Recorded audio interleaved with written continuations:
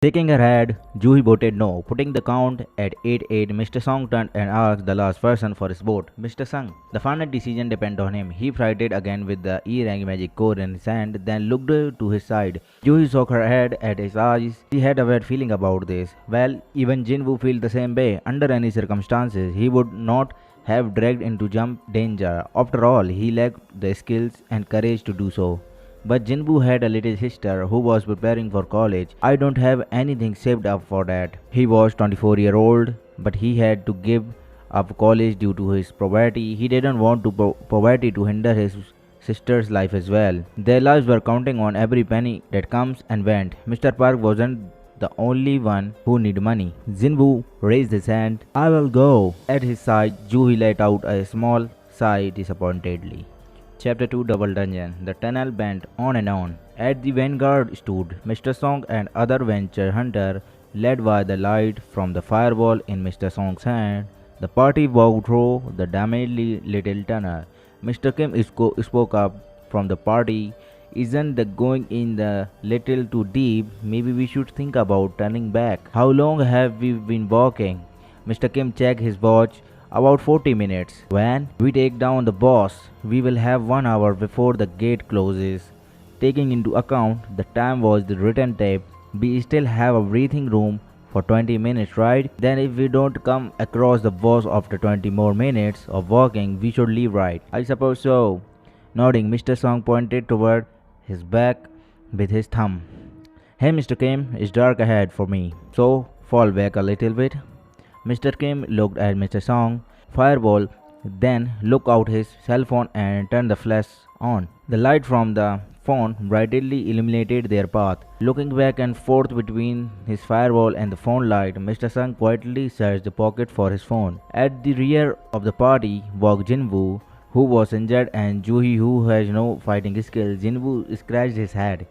I'm sorry for that, dragging you along like this. I'm fine, you don't have to worry about me. Jinwoo secretly had her expression. It was a face without worry. Tattled his head, Jinwoo cared asked, Are you sure? Juhe turned to his face. Of course I'm not okay. Are you in your right mind? Early, if the place you were stabbed in was just a little higher, it would pierce your heart. And what about the injury on your breast and thigh? I really healed all those. And you are already jumping into another dungeon, especially when you don't know anything about it. At her end, Jinwoo felt himself becoming lightheaded, but she was not wrong. Juhi has a healer class hunter, and more than that, a B rank hunter. A rare sight is association. If it was not for her healing, Jinwoo would have probably succumbed in injury and would have put his normal life out of commission, much less being a hunter. I really owe her a lot. A healer class hunter, not only that, a B rank healer class hunter. Whenever a gate appeared, the association would have requested as a healer, and of course, Jinwoo would always find himself sitting or lying next the healer class hunter and treatment in their raids. You're hunting, right? Please hang in there. You look familiar. Are you from that time you got hurt again? Seems like I see you again and again. You said your name is Jinwoo. Are you right? Do you ever think maybe the hunter life isn't for you? You're here again. Hold out your hand. No, not there. You can mend that with the bandages and other arm.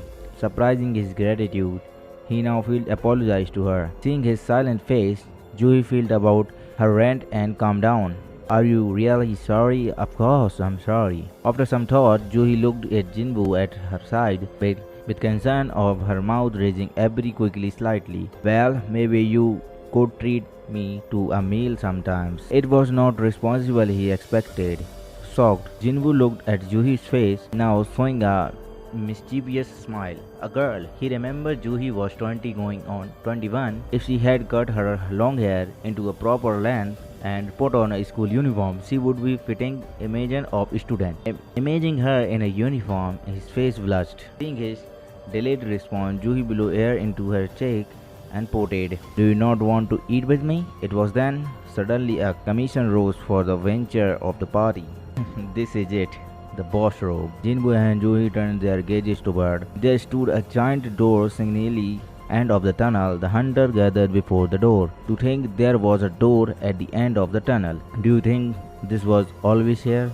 First time I'm seeing something like this.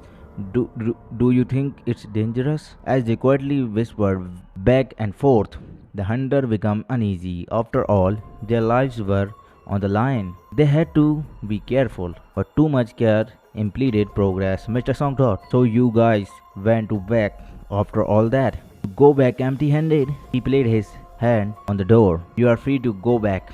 I'll go alone. Mr. Song was a C class hunter with 10 years of experience. If it wasn't for the fact that he was past 30 years old, he could have probably raided under a large guild.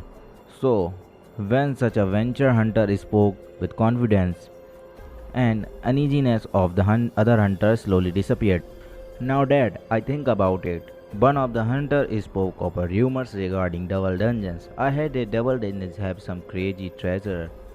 Yeah, I heard some mid-level guild once found a double dungeon and sought it a large guild status. And whatever magic beast may appear in a dungeon, they should all the same level generally. And so the hunter thought, what if the double dungeons contain phenomenal treasure? And what if the magic beast beyond the door were the same level as before?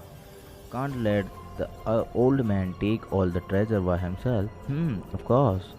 Forget just post dinner. I could probably pay for a big private school, pay for a mortgage. And just like that, the hunter understanding became one. Even Jinwoo renewed his determination. I can't just return with a E rank magic core. At the very last, the D rank no. Even a E rank is good enough. It didn't have to be a magic beast either. If we find treasure beyond this door, it was a standard agreement that any treasure or artifact found in the dungeon would be divided evenly amongst party members. This was different than the case where magic core for magic beast would only go to the member who helped take a target down.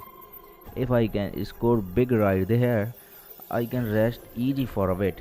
Seeing his determined face, Juhi asked for a side.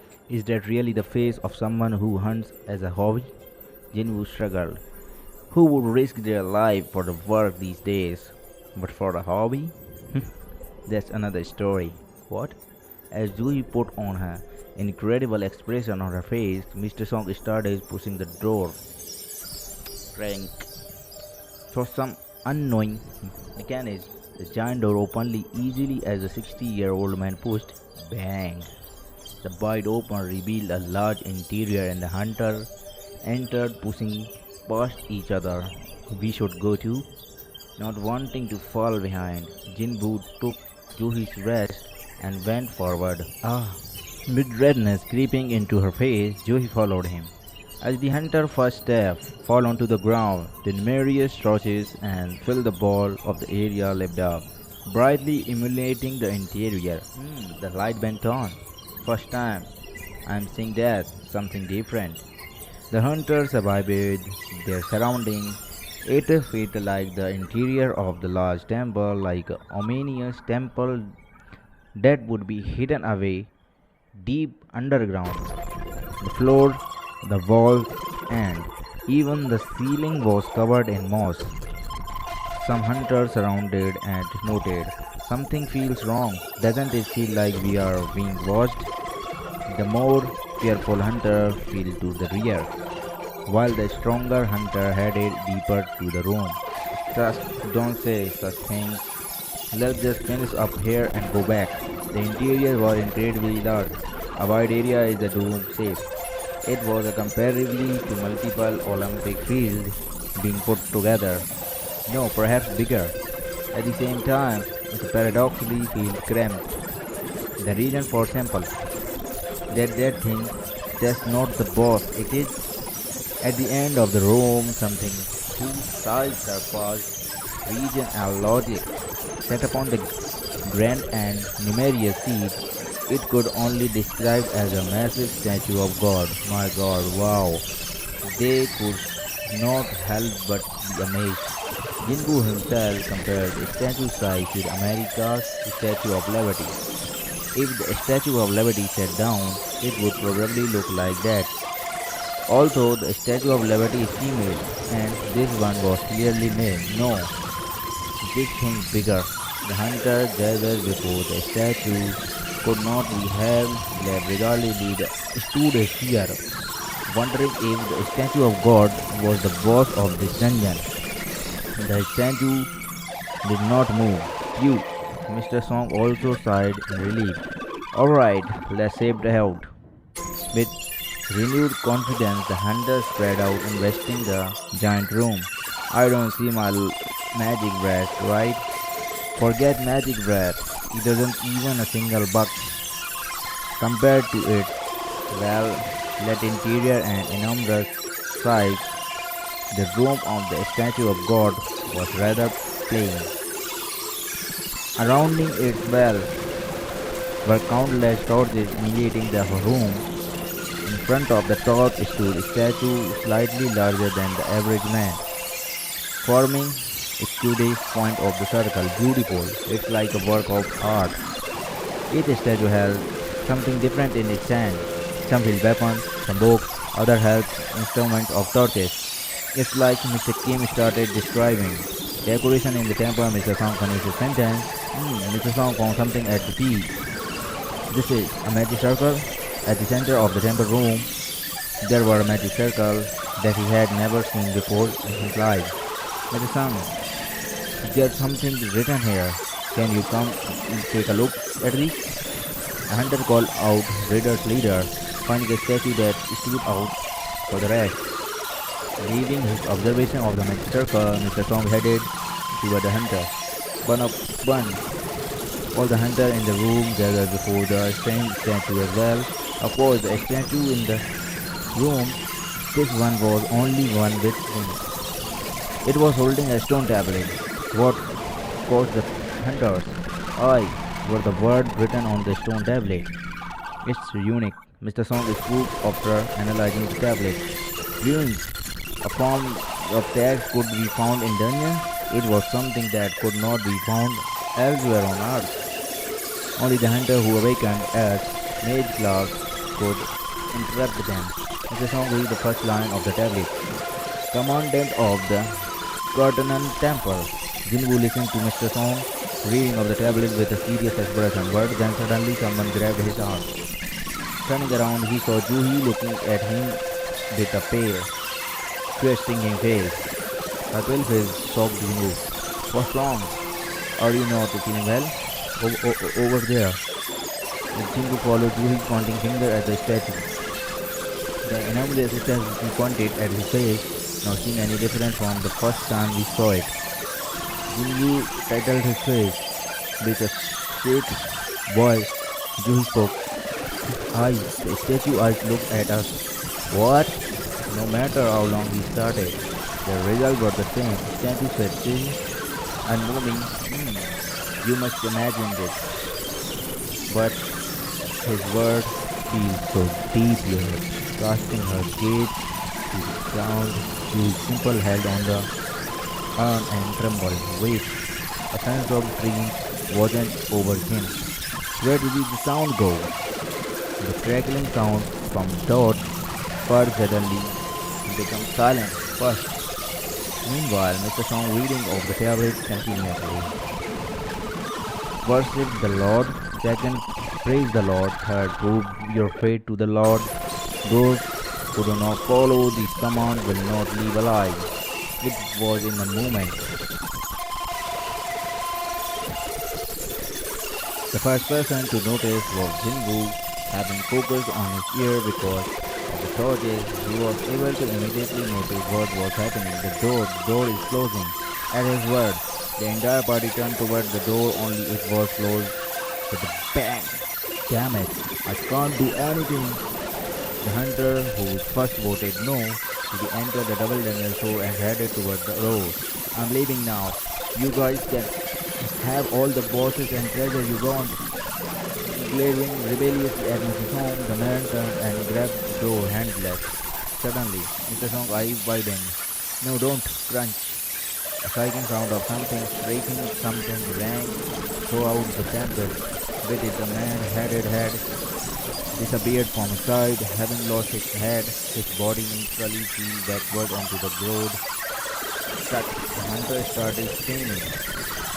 Having obliterated the man-headed with the neck, the statue returned and assumed its poison next to the door, as if nothing had happened. That, that thing just moved. What? Does that mean all the statues here are moved? We are supposed to fight those. I don't even see it from the maze. It was at this point Hindu replied, Juhi. Juhi burst in his mind. His eyes, the statues had just looked at us. If that's true, he suddenly making an effort to move his terrific body, he turned and looked at the statue of God and found the statue of God back at him. Hindu realized this was just the beginning. Subscribe my channel for more episodes. Comment what you want to listen next.